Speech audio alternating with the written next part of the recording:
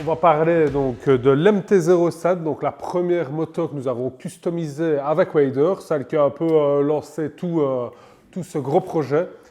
Donc, la base. Pourquoi est-ce que j'ai lancé Waders? Donc, d'où m'est venue cette idée donc, de créer Waders? Donc, j'ai toujours aimé les motos depuis mon plus jeune âge. J'en ai eu pendant des années quand j'étais jeune et puis en grandissant, j'en ai plus eu. Puis quand je suis revenu donc, du Canada, j'ai décidé donc, de passer mon permis et de m'acheter une bécane. Donc, j'ai transformé une Honda XR600 pour moi. Et donc, quand j'étais en train de customiser donc, cette XR600 moi-même, j'ai été à un moment bloqué face à un problème technique et j'ai fait appel à Didier. Donc Didier qui est devenu par la suite mon associé donc, avec Waders. Donc j'ai été lui demander de l'aide et lui donc m'a aidé sur ma moto. Il était justement lui en train de faire un flat track. On a commencé à discuter, on s'est bien entendu. En fait, je me suis rendu compte que j'en avais marre de créer que du contenu pour les clients et j'avais envie de créer du contenu pour moi et de mettre en avant mes produits à travers mes vidéos avec ma direction artistique. Donc de là, je me suis dit pourquoi pas lancer donc, une marque de vêtements et en parallèle faire de la customisation de motos. Donc de là, j'ai proposé donc, à Didier qui venait de remettre sa société de s'associer. Je lui ai présenté donc, le projet, je lui ai expliqué que l'idée était de développer une marque de vêtements et en parallèle donc, de customiser des motos. Et lui s'occuperait donc de la transformation des motos, moi je m'occuperais donc de toute la communication, du développement de la marque en général, la marque de vêtements et également de m'occuper du design des motos vu que c'est moi qui avais un peu plus l'œil à ce niveau-là et Didier, lui, c'est toute la partie technique où il était fort. En 2 secondes, il m'a dit « Ok, c'est bon, on le fait ». La semaine après, on a un peu regardé justement quelle moto acheter, etc. Et on a décidé donc de partir sur une Yamaha MT-07. Alors, pourquoi est-ce qu'on a décidé de partir sur la Yamaha MT-07? Il faut savoir que c'est une des motos les plus vendues en Europe. Donc, ça fait plus ou moins 75 chevaux. C'est une moto assez polyvalente qui est parfaite pour un débutant. On avait envie de faire une customisation sur une moto moderne. C'était un modèle où on ne voyait pas beaucoup de motos customisées. Il faut savoir que des BMW R100 ou des BMW K100, des Triumph, etc., il y en avait un paquet sur Internet. Et des Yamaha MT-07, on n'en voyait pas des masses. Et en plus, c'était la moto la plus achetée en Europe. Donc on s'est dit que ce serait intéressant de faire un projet là-dessus. C'était une belle base. On aimait bien donc, ce châssis tubulaire. Donc, la semaine après, on s'est rendu au concessionnaire Yamaha à côté de chez nous et on a été acheter une Yamaha MT-07 neuve. Alors, pour ce premier projet, nous avons décidé donc d'imaginer le design nous-mêmes. Donc, on a vraiment tout imaginé. On a avancé un peu au fur et à mesure. On n'avait pas vraiment d'idée de base. C'est plus en avançant qu'on se disait, on va un peu travailler l'arrière plus comme ça. C'était également intéressant donc, de faire une customisation sur une moto moderne. Il faut savoir que c'est un peu plus compliqué que les vieilles bécanes parce que au niveau câblage électrique, il y a beaucoup plus de choses en fait à cacher. Alors avant de vous expliquer donc, plus en détail cette Yamaha MT-07, je vais vous partager une photo donc, d'une Yamaha MT-07 d'origine. Comme ça, vous savez voir justement la base de la moto.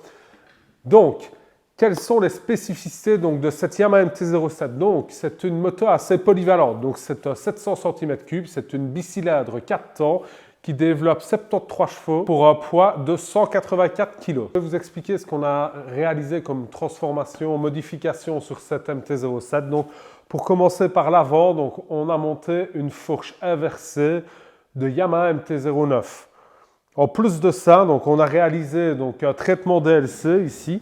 Donc le but de ce traitement DLC, c'était déjà d'avoir un canon noir et pas un canon chromé. Décidé donc de laisser l'ABS sur la moto, donc ça a été quand même un petit challenge d'arriver donc à cacher tout en dessous du réservoir. On a également donc installé donc un phare LED un peu moderne rétro. On a également réalisé donc des caches de radiateur qu'on a imprimé sur notre imprimante 3D. On a fait plusieurs versions. Une fois qu'on est arrivé à une version qui nous plaisait, on les a fait imprimer donc en industrie en nylon PA12, donc c'est beaucoup plus résistant que le PLA classique que vous avez sur votre imprimante 3D. Alors au niveau du guidon, on a mis des leviers d'embrayage et de frein Brembo et des clignoteurs Moto Gadget intégrés directement dans le guidon. Alors, on a également donc designé donc, le support du compteur. On voulait avoir un compteur rond un peu vintage pour ne pas garder justement ce gros compteur d'origine avec un affichage digital. Au niveau donc, du réservoir, donc, là, il y a un gros travail qui a été effectué. Donc, on a acheté un réservoir qu'on a coupé en deux. On l'a élargi pour arriver à l'adapter donc, sur le cadre de la moto.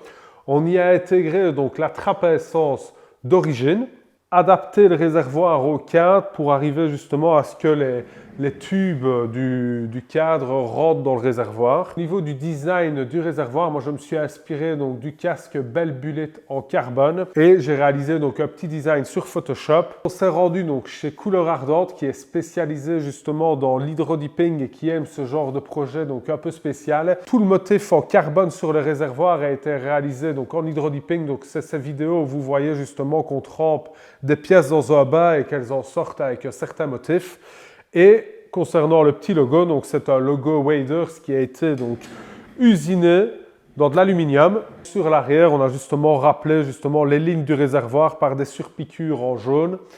Alors, autre petite particularité donc, de cette selle, c'est qu'elle est magnétique. Donc moi, je trouve que c'est toujours chiant donc, d'avoir son portefeuille dans la poche arrière. C'est un petit détail, mais je trouve que ça fait quand même la différence où on s'est cassé la tête donc à intégrer justement un petit portefeuille en dessous de la selle et à faire une selle magnétique qui se remet en 2 secondes. Donc en dessous de la selle, on a designé donc un feu arrière qui est très discret. En dessous du bras oscillant à l'arrière, on a intégré les clignotants. Bon, ils ne sont pas super visibles, mais moi je voulais que ça reste très discret. Au final, à quelques mètres, on les voit quand même. Donc je vais les faire aller. Ils sont ici en dessous du bras oscillant. On a réalisé également donc, un support de plaque. Donc on est parti d'une tôle qu'on a découpée au laser avec le logo Waders et on y a intégré donc un éclairage de plaque. Alors au niveau du câblage, on voulait également donc le simplifier un peu en gardant tout ce qu'il fallait, vu qu'on a gardé donc l'ABS. Et comme vous pouvez le voir sur le bras oscillant, donc on s'est assuré justement de fixer tout proprement. Alors donc tout l'arrière de la moto a été également donc redesigné. Donc on a vraiment coupé l'arrière du cadre. On est venu ressouder nous-mêmes le cadre. On a fait vraiment cet arrière avec cette boucle. Alors au niveau des pose-pieds, donc on a mis des commandes reculées pour un look un peu plus racing.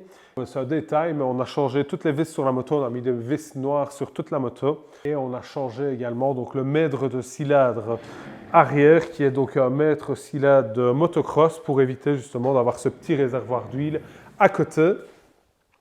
Au niveau de l'échappement, donc c'est un échappement SC Project avec une sortie en carbone pour rappeler justement le réservoir et les petits détails à droite à gauche. Cet échappement est homologué tant que vous laissez justement le silencieux. Nous, on l'a enlevé parce que c'est quand même plus sympa.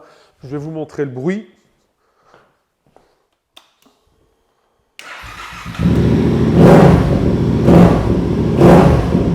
Alors, ensuite, on a décidé donc, de mettre un amortisseur arrière Wilbers, donc c'est un meilleur amortisseur.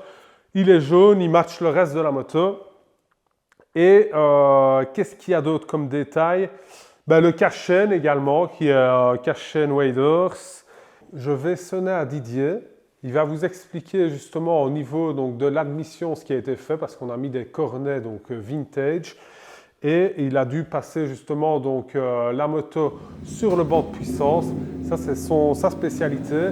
Moi, il faut savoir que c'est plus le design. Lui, c'était la technique. Donc, je ne vais pas rentrer vraiment plus dans le détail. Comme ça, vous allez voir quand même l'artiste. Ouais, ça va grand.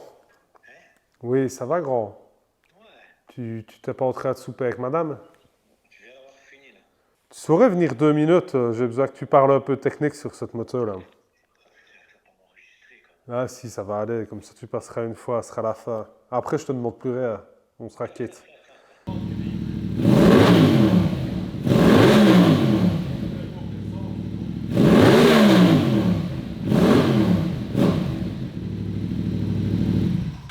Oh yeah.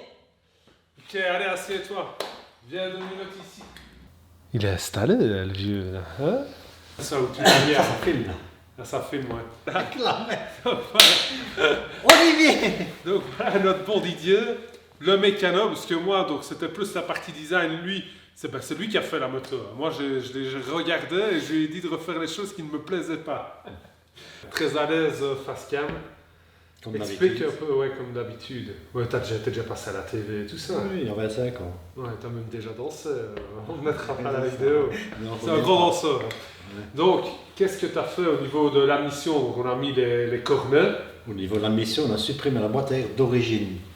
Ouais. Et ça, on a passé la moto au bord d'essai pour refaire une cartographie parfaite, vu un apport d'air différent par rapport à l'origine.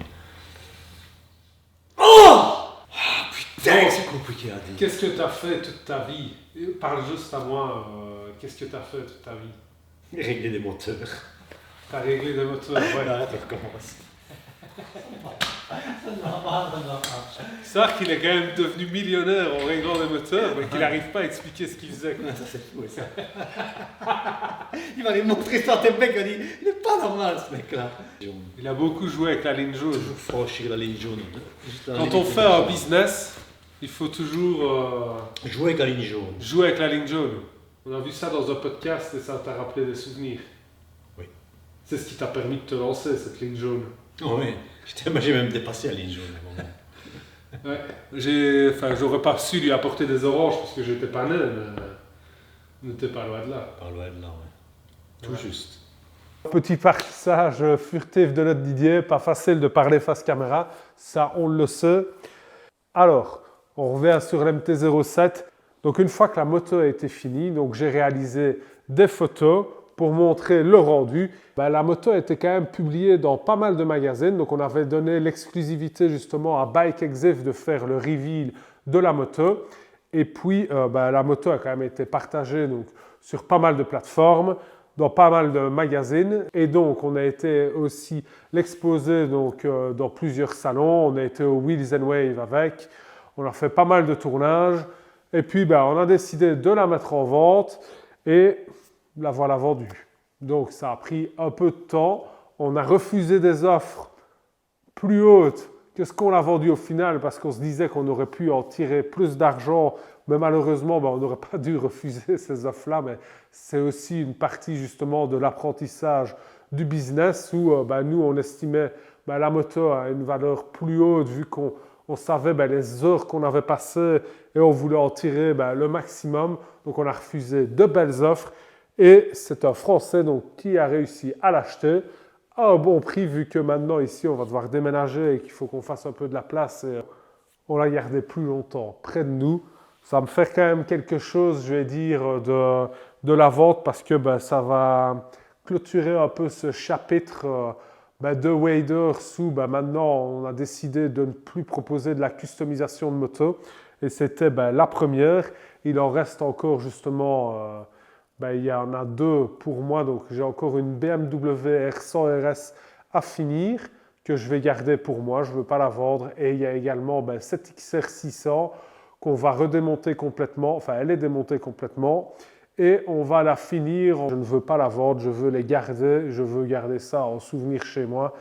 L'MT-07 c'est un peu moins mon style dans le sens où c'est une position plus couché. Moi, j'aime mieux d'avoir une moto avec une position droite parce que je suis plus à l'aise de conduire en position plus droite. Alors, cette vidéo, j'espère qu'elle vous a plu.